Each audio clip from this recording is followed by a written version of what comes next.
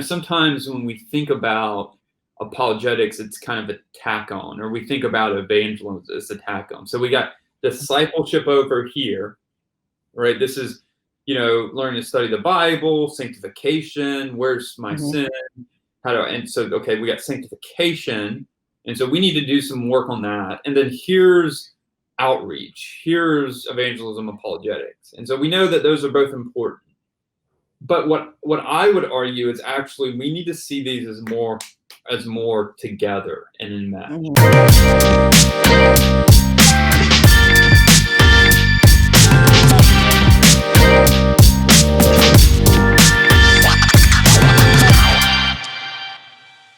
Well, thank you for watching another episode of the Jude 3 Project podcast. As always, I'm your host, Lisa Fields, the founder of the Jude 3 Project, and I'm so excited to bring someone that is no stranger to the Jude 3 Project. He's been on here before, Dr. Josh Chatraw.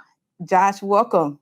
Yeah, thanks for having me. It's good to be Did I here. pronounce did I pronounce your last name right this time? I feel like I always get it wrong. Well, you're in good company. So I don't even correct people. It's not a big deal. It's Chatraw, so you can't look at this at the spelling. You just have to get the feel of how to say it, like a chateau. But we'll just go with Josh. Okay.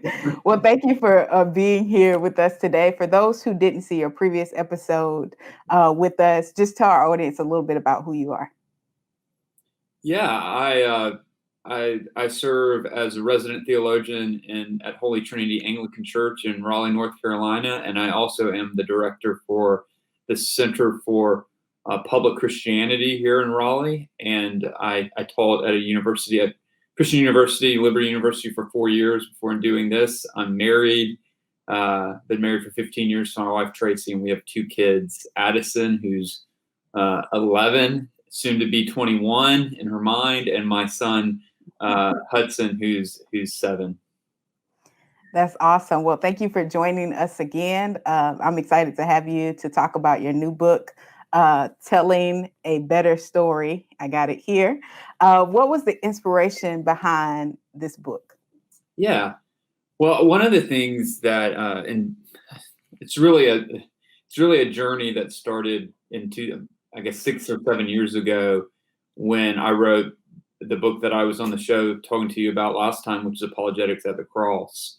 And that was a textbook that I wrote with my friend Mark Allen, where we said, hey, there's actually something going on here where we need apologetics, but the way that ministers and missionaries, people in ministry settings were being trained, there was a disconnect between how they were being trained and then how conversations were actually happening. Mm-hmm. And when we wrote that book, a lot of people resonated with it. But towards the end of the project, I was sensing a need, not in a textbook format, but in a book that could go straight to pastors and preachers and people in congregations who were trying to play this out in kind of real time, without the kind of seminary or textbook kind of genre attached to it. And so that was really what I was trying to do here. I was trying to take really on the ground conversations and say, this is a model, this is an approach that people can use. But really, for the last 7 years, I've been thinking about this theologically and historically within the history of how the discipline's been done. So that's all kind of in the footnotes. So I use endnotes in the book. And so for those who are more like theologically minded reading the book, you can see kind of who I'm leaning in on the background. But I didn't want to have that always in the foreground of the book, because I wanted this to be something that someone who's never really thought much about apologetics could use and would help them. That's awesome. One of the things you talk about in the book is something that I'm very passionate about: listening. I think apologists have a challenging time sometimes being good listeners because we take in so much information. And when you know a lot, you want people to know sometimes that you know a lot, and want people to know what you've learned. So we start answering the questions before we really get to what the person's question actually is. how is important? Why was it important for you to write about listening in apologetics, and how should we be thinking about listening as apologists? Yeah. Yeah, there's a rich irony here, maybe a sad irony here, in that apologetics is a very practical discipline. I view it as a culminating discipline where you're taking history and philosophy and theology, and you're bringing it all together. I would add in there's other dimensions like sociology, that maybe we need to bring in more so when we think about apologetics, but it's culminating all these together, and then to actually help people and actually have these conversations. But the irony, or the sad irony, is that apologists aren't actually known for having good conversations. We are known for monologues. And when you take that on the street, now there's probably lots of reasons why, but when you take that into kind of the church, when people are struggling with doubts, or you take that kind of in conversations, and especially if you're trying to teach someone how to have, actually persuade, listening is important to actually hear what is being said and what the objections are. But in our age of kind of cable news 5-minute battles, there's something disarming about someone who says, hey, I want to know your story. I want to know what's going on. I really want to know why you are objecting to God or religion or Christianity, and to step into that and be listeners. That often will say, hey, this person actually cares about me, and it's not just, hey, they're gonna kind of dump truck data on me. I think so. We've often created kind of people with giant brains, but maybe, at least in the way they come across, they don't have the heart to persuade. They have the head to persuade, but maybe not a holistic kind of approach that's really going to be effective in late modernism. So I'm really advocating, both in apologetics of the cross and in telling a better story. I'm as much concerned that we have the right arguments as we are the right type of people, and that's an important part of I think persuading of anything, but especially persuading to the person of Christ and to the gospel. Yeah, that makes me think about incarnational apologetics. In your book, you talk about living in a one-level world. What do you mean by that? Yeah. Well, here's another example. I mentioned earlier that I'm using endnotes to kind of, to kind of give the more academic scaffolding that's holding the book together. And at that point, I'm borrowing from the philosopher Charles Taylor, who is really, in his book Secular Age, is giving this kind of, the big point of the book is what's happened so that 500 years ago in the West, it was almost impossible not to believe, to now, fast forward 500 years later, and in some sectors, it's not only hard to believe, but it's, Christianity is increasingly strange and, almost impossible to believe. And he's telling the story, and it's a very long story in the way he tells it. It's a thick book. And one of the things I'm pointing out in the story from using Taylor is how one of the things that's changed is our social imagination. That's a Taylor term, but what he means by that is how we spontaneously view the world. Not so much that we reason to certain things, but that we have inherited a way of seeing the world, and it just seems like common sense. And so it's kind of just embedded in our imagination, and that's where we start from. And what he's arguing is there was a time in the West and in most of Western history that people assumed this kind of transcendent realm that is woven into and impacts our world, angels, demons, God.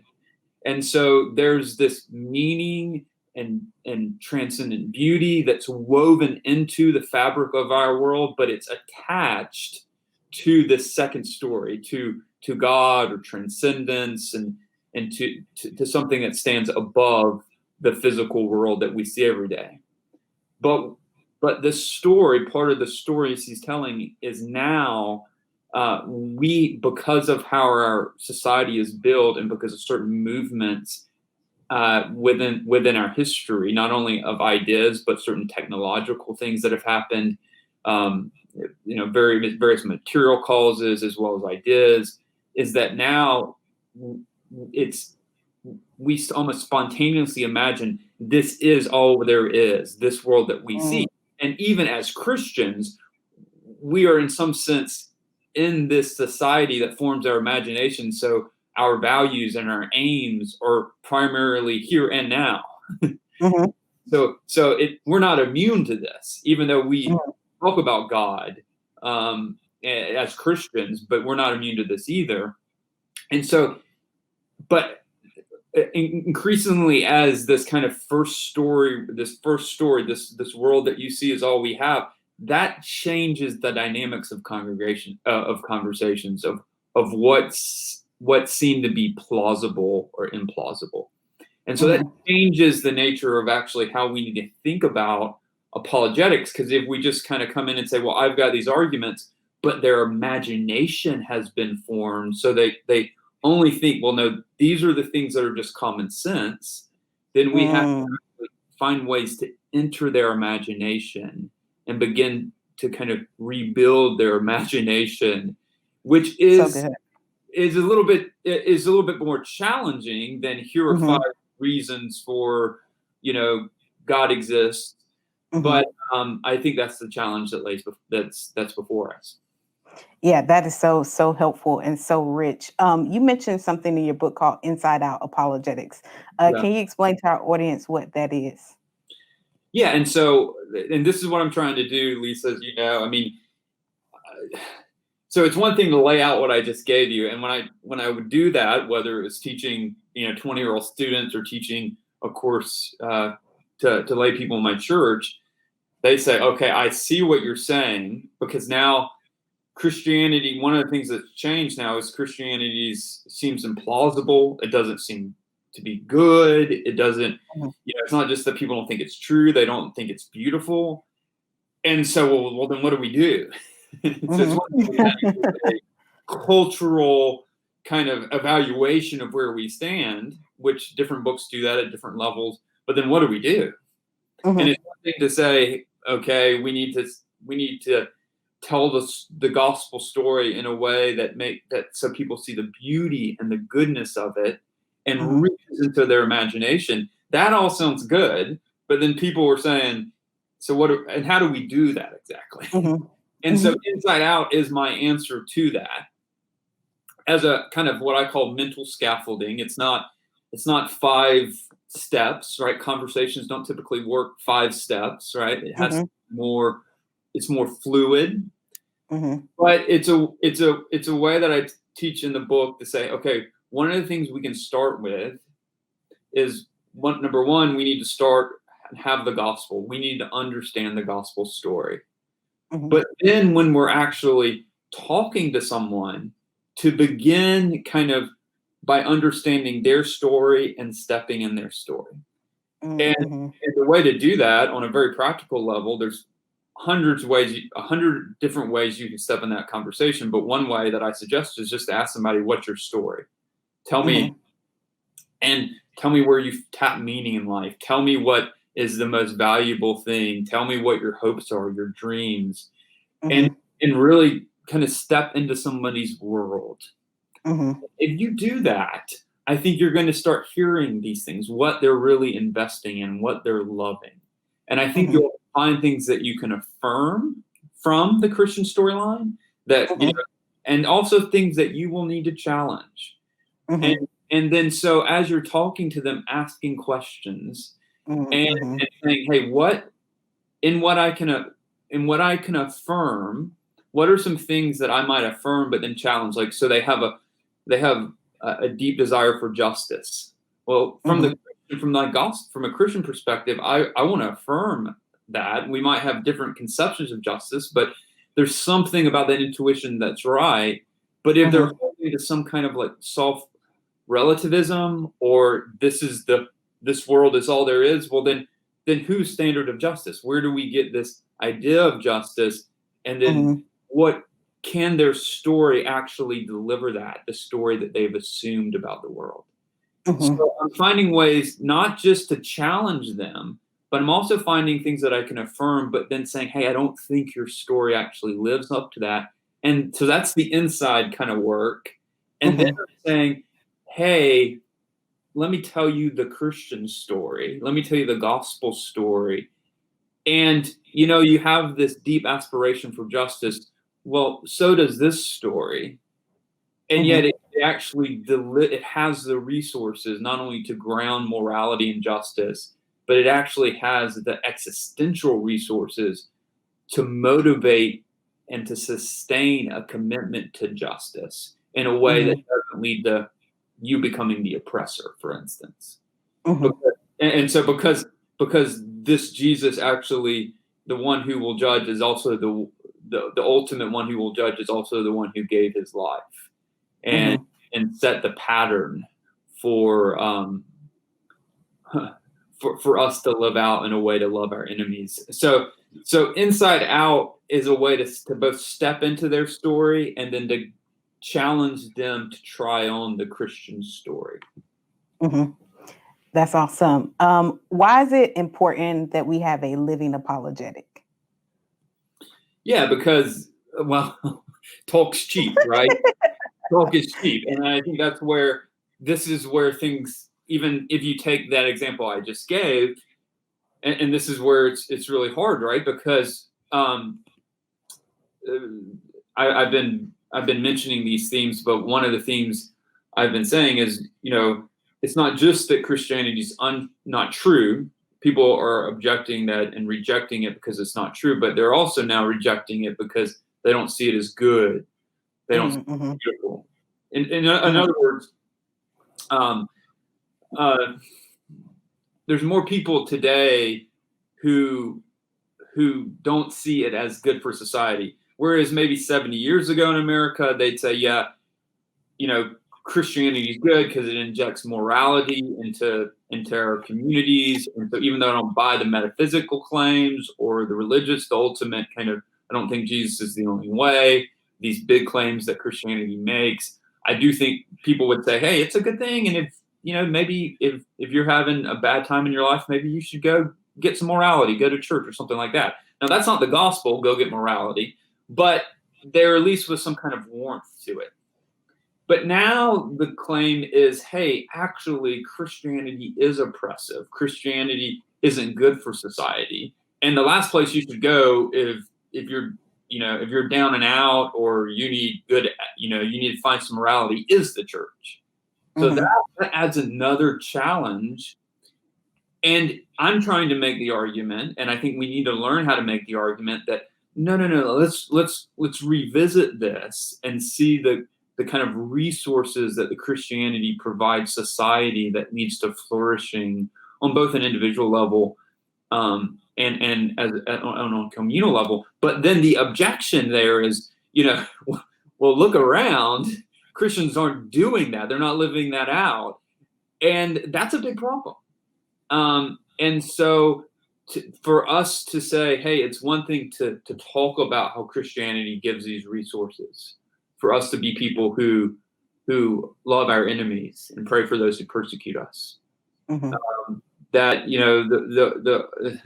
the argument in the early church was that these Christians actually not only lived but they also died better than anyone else. They suffered well. They suffered well for others. And so there's this lived out embodiment of the story that we must recover as a church. Yeah.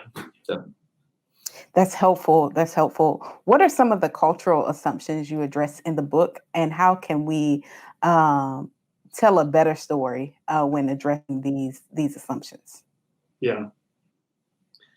Well, so one of them is this kind of there's the assumption that to the human flourishing is found by looking inside yourself and finding the true you. This is called the ethics of authenticity. Again, that's a Taylorism, and it's saying to really flourish, you have to cast off external expectations and look into your heart and you be you. And in many ways, that's the kind of ethos of our age. And so when we're approaching whether Christianity is good, as I've been talking about, this assumption about what it means to live the good life is, well, Christianity says, well, actually, if you look inside yourself, you can't actually trust yourself. You can't just simply say, well, I'm going to look inside myself, find the true me, and then live that out. And that's the ultimate meaning in life. Christianity says you have to look outside yourself and conform to the givenness of things, the kind of fabric of reality, and ultimately that means God is on the throne and not me. And so the objection there is, so that's one reason that people are objecting to the goodness of Christianity. And so to do that, I think you've got to, again, go underneath this and say, hey, the ethics of authenticity can't deliver. That story can't deliver. Even though, again, here's the affirmation, even though there's something to that, that was developed in some ways, and that came about in some ways because of hierarchical societies that you couldn't move up in. If you were a woman, if you were a minority, or if you were simply born a peasant, you would pretty much be staying in a kind of lower social class, or there wasn't any place for you to. There's very limited opportunities, and so there's this rejection of that, and we need as Christians, I think, to say, yes, that wasn't good, and we're glad for these kind of opportunities. That's a good thing, and that people can pursue these kinds of, equality is good. And yet what's happened is we've swung the pendulum to a kind of extreme, perhaps in partly in response to that.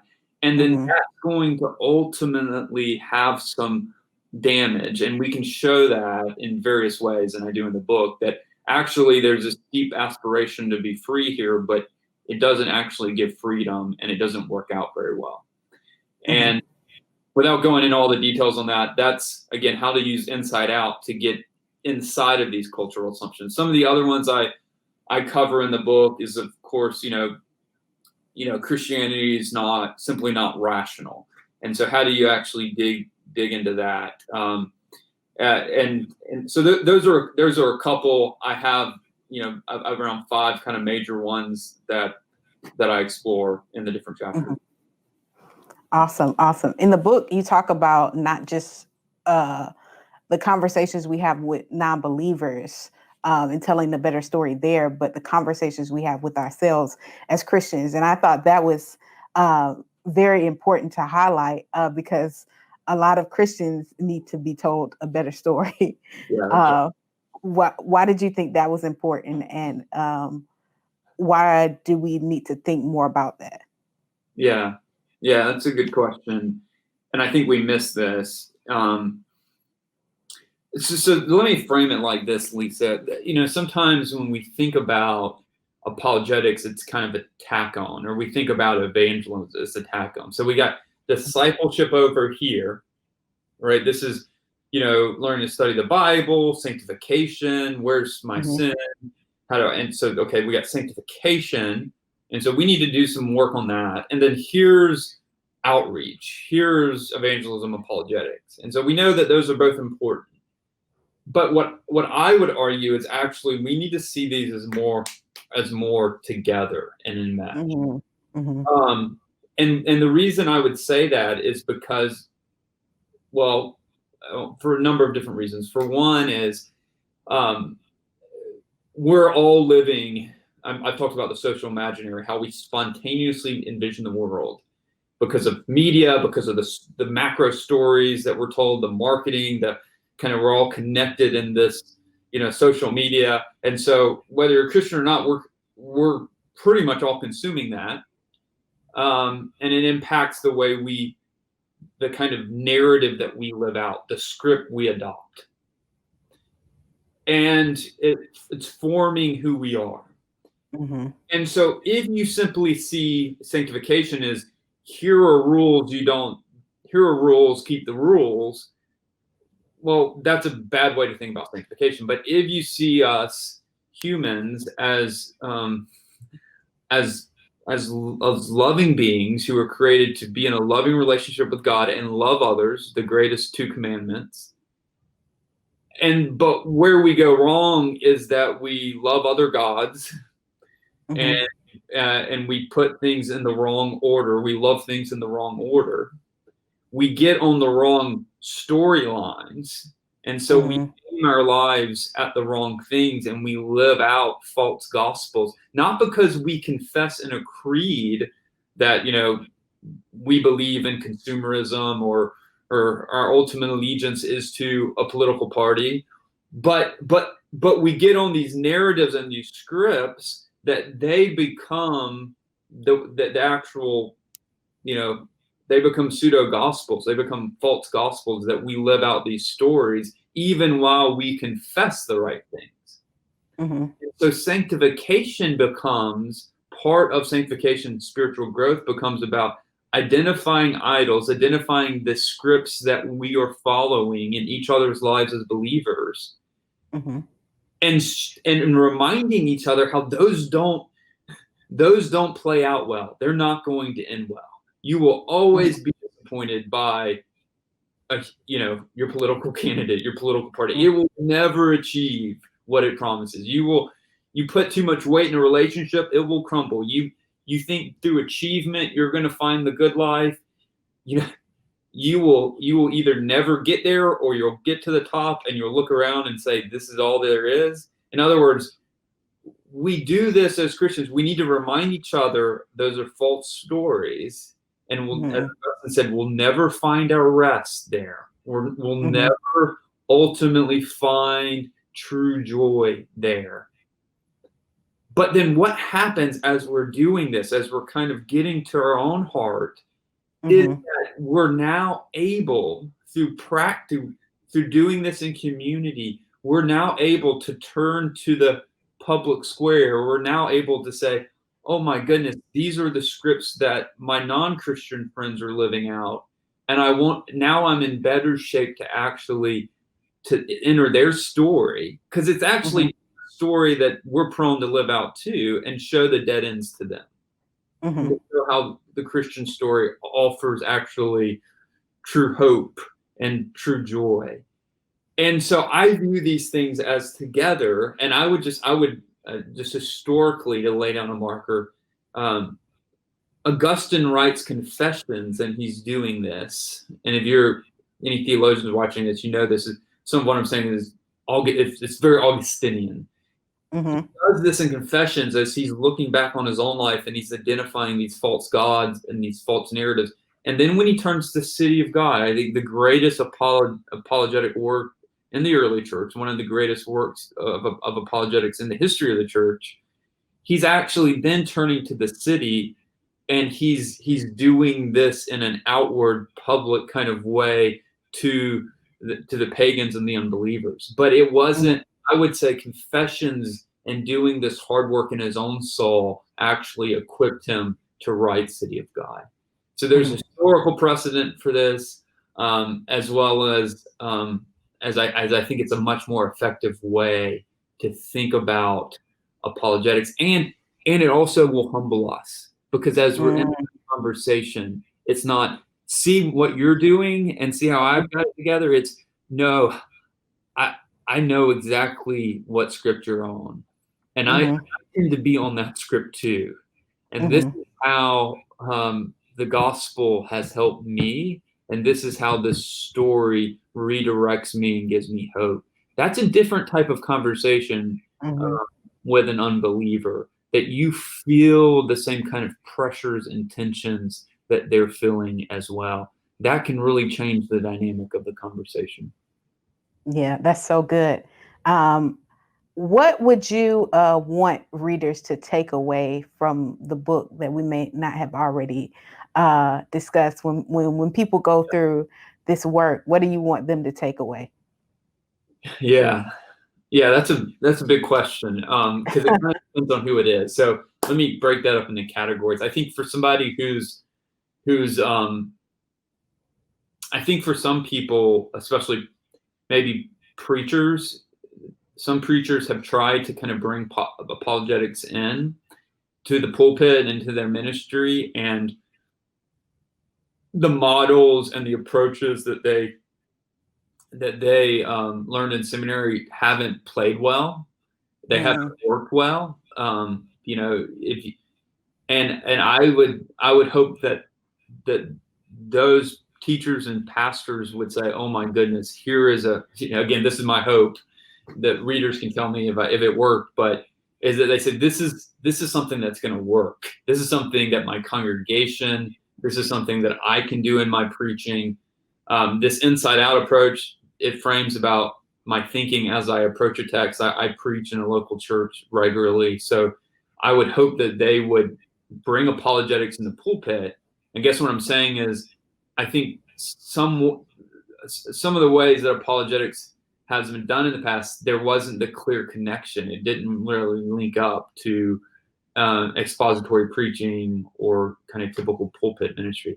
I think for other people, and for instance, in my congregation, I'm teaching through the book right now to them in a study through Zoom, and a lot of them haven't ever been exposed to apologetics, and so I'd hope for them a kind of saying, "Oh wow, I can actually have these conversations," because their notion was, a PhD who's on the stage, and they're impressed, but they can never do that, and also that's not actually how conversations go. They want to have conversations with their son who's walked away from the faith, their brother that's always been an atheist. Those are the conversations they're wanting to have over Thanksgiving and Christmas and the holidays.